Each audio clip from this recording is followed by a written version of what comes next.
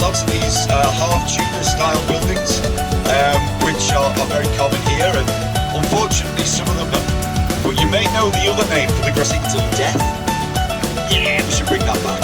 I think that sounds interesting. Well, there you can see the stone where they used to tie these slaves to, and some of the animals to. Tigers and lions and things. Very exciting at the time, that type of thing, because that's that was the Roman term for the enlong. So it's actually very special, and it's, as you can see, it still works to this day. In fact, there's an event on today or tomorrow, I think, probably over the weekend. The green lands of Wales, which are very, very fertile, that's established at the bottom. And the white band, well, why didn't they use a blue sky at the top? That would have been nice, wouldn't it? Well, the reason why is because Wales is quite renowned for its weather, and it tends. So if you do see lots of rain today, all it means is you're having a traditional day in Wales. So nobody's allowed to worry about the weather, okay? It's only rain, it's not going to kill you. Changed it, and now the new word, which is Cymru, which means friends or companions. That's a bit nicer, isn't it? Yeah, of course it is. Which, now, I don't speak fluent Welsh. I know I've lived here for a while, but it's quite a difficult language to learn. Celtic languages in the world. Around about 26% of the population of Wales speak Welsh every day. In schools, if your children are the kind of nice, fertile farmland that they were staying on, but they didn't leave. They just went to the more remote areas. So.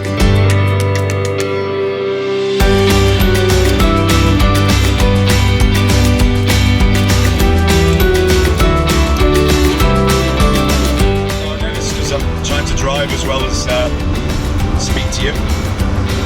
We also have beautiful coastline for a completely brown sheep. Alright? Now, it works like this. There's a prize at the end for the person that finds the most black sheep. But the first person to shout out, "Black sheep left," or "Black sheep right," followed by your name,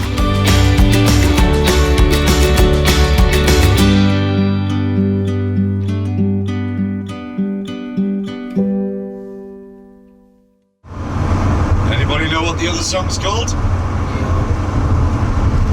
Any idea? That's right. We're doing the United Kingdom.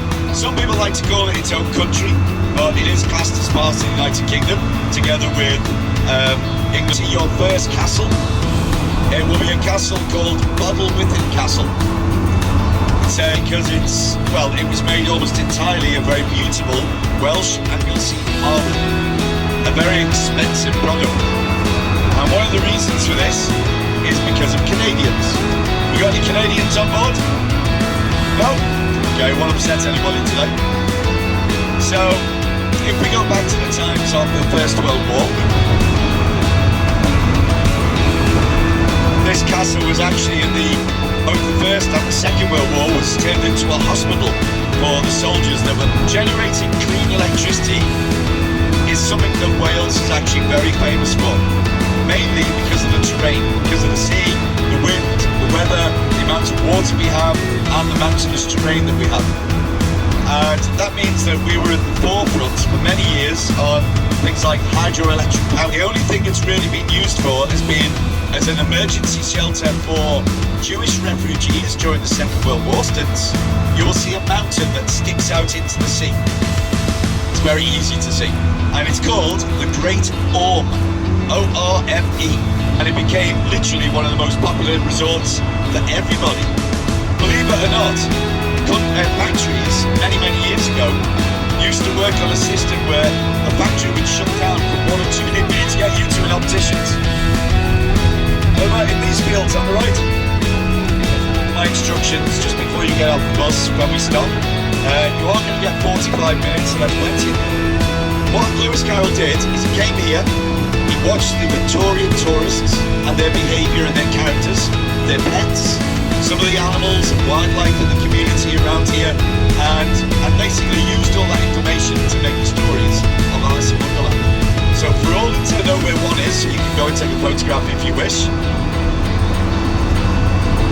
So it does have some literary history, this place. Now it is better. You'll notice you can see palm trees. Well, they've been planting palm trees here since the Victorian times. Are you ready for this? To give the impression of a warmer climate. It's like a Victorian TV show in a stately home. Brideshead Revisited. That's it.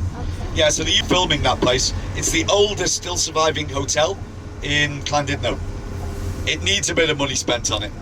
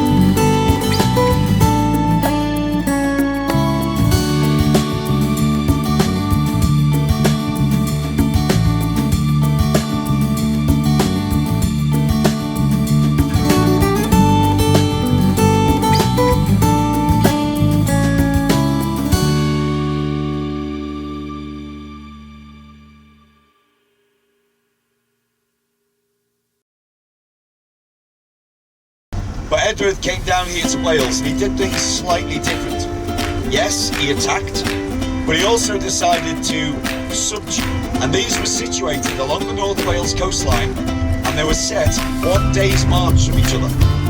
The idea was, if one of them got, they directed the heat from the stove into little channels that they cut out inside the rock of the castle. And then it opened out into the important rooms, the staterooms, the bedrooms, things like that. And that made them very pneumonia and things like that. But this castle had to be literally a cut above the rest. So it had to be very comfortable, and it was. But he didn't spend a lot of time there. And when the castle was built in 1283, not a very nice way to go. But there we go. So yeah, there's the castle over there. Where it comes out from the castle, right round the settlement, and then back to the castle. And the walls here are about half a mile long. Okay, and they are about 5 years older than the, 5 years newer, I should say, than the castle itself. Now, that then meant then that the soldiers could live inside the walls, they would be safer visited. It is officially the smallest house in Great Britain. When I say small, I'm talking really small. Don't all try and go in together. They only allow 1 or 2 people in at a time. If you want to go inside, it'll cost you £1. And there'll be a lady stood outside in period costume. She'll tell you all about the 6'4" fisherman that lived in that house until it was condemned as unfit for human habitation. It's now a museum, and it's wonderful.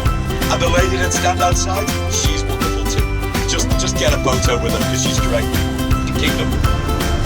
Now, on our way down, we're going to travel a little bit further down the coastline. I'm going to point out the island of Anglesey and tell you a little bit about it. I'm also going to, well, try and get you to look for some of those sheep, because quite frankly, you're all useless. Sorry. In about 15-20 minutes, we're going to leave the big main road and we're going to head on to a very, very famous road, which is numbered as the A5, but it's also got a very, very famous name, and you've probably heard of it, but you may not know what it actually is and know that it was real.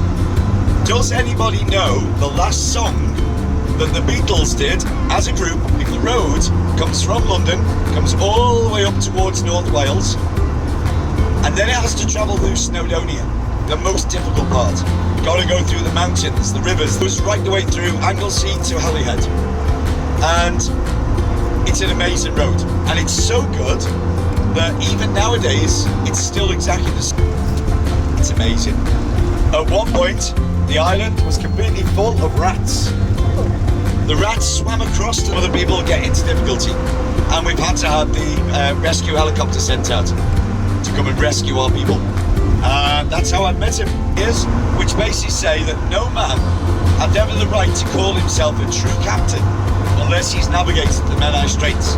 Now, it doesn't look like much, but there is incredibly difficult channels, whirlpools, eddies, rocks, sandbags. Sheep. Not one black one amongst them. Hey, there's our historic route by Thomas Telford, 1815 to 1830. Took him 15 years to build this road. It's 2 rooms upstairs, 2 rooms downstairs. Toilet, bathroom, if you were lucky, was in the shed in the garden. If you were lucky. Now, obviously, Bethesda, this place, is famous because of the Great Strike. When those tests is to literally look at the pubs, because they tell you everything you need to know. The first one you'll see up here is the Victoria, relating to Queen Victoria. She loved this valley that we're going into, which is called the Ogwen Valley, and she used to picnic here all the time.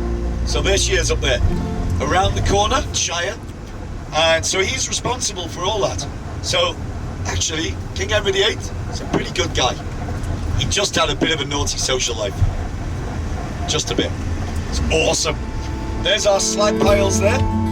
Look at all that leftover slate, piles of it everywhere. Okay, they're laid together in a very, very specific way, and basically they mark off ownership of land. And because ownership used to change so regularly, they did it like this, and literally, if you look closely, you'll see little pieces wedged in. The red mark marks ownership of sheep, okay? And his don't have a red mark, they have a red heart. Because about 10 years ago, as a Valentine's Day gift to his wife, he started marking all his sheep with red hearts instead of just a red mark. He's a bit. Tell me I don't have to say anymore. I'm not doing the birds and the bees thing again. Definitely not. It's basically a very traditional method, like a big child. Can't help myself. Come on, boss, get to the top of the hill.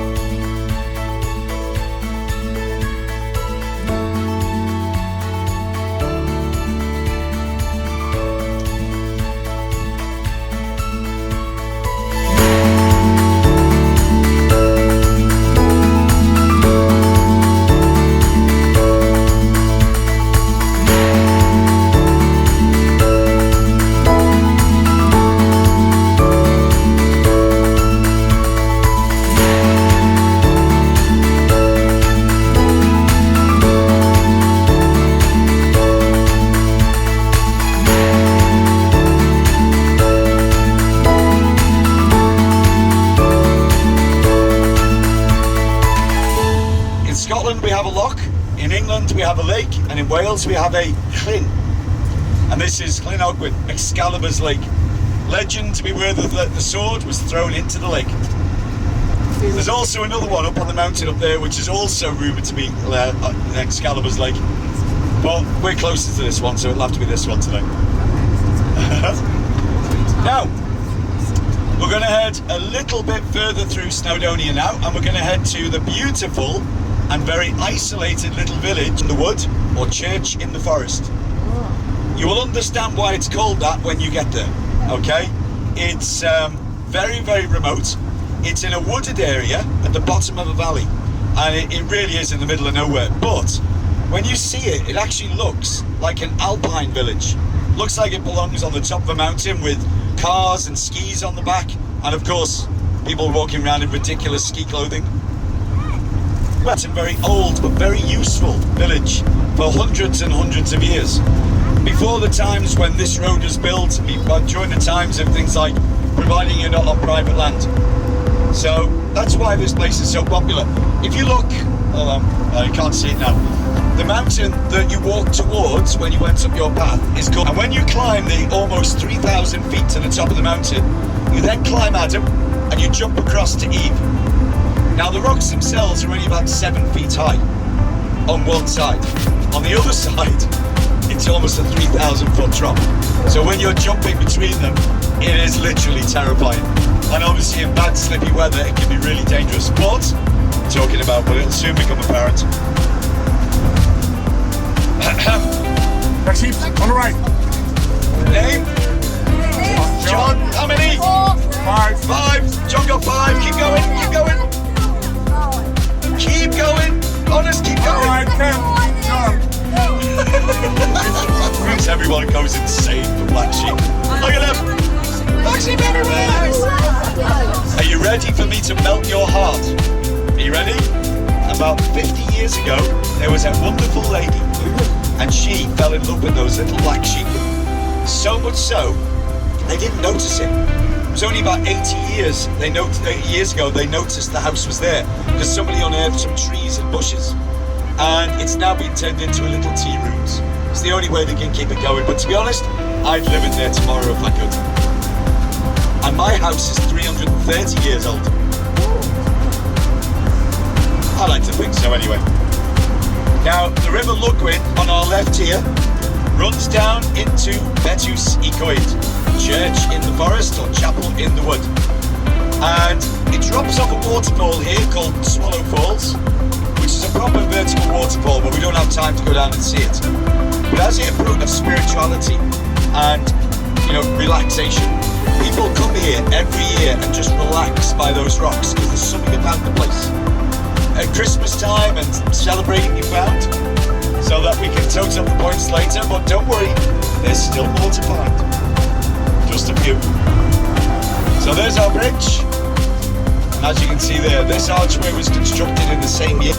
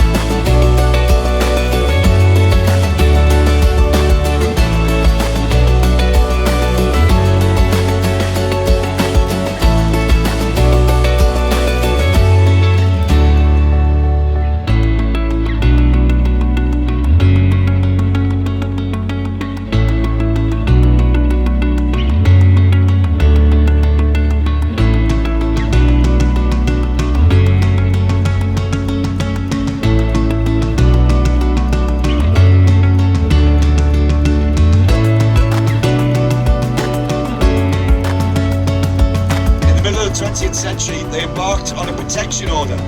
And all around the world, they sent a few colonies of bison so that different countries could keep them just in case they neared extinction again. And they've been farming bison there for about 50 years now. Now, I'm not a vegetarian.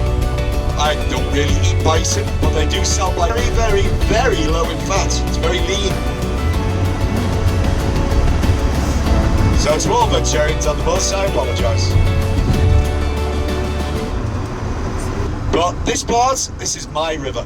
This is where I do all my kayaking. As you'll see along here, this is where I kayak right down to the town of Llangollen, about 15 miles away. This area is very famous for fly fishing.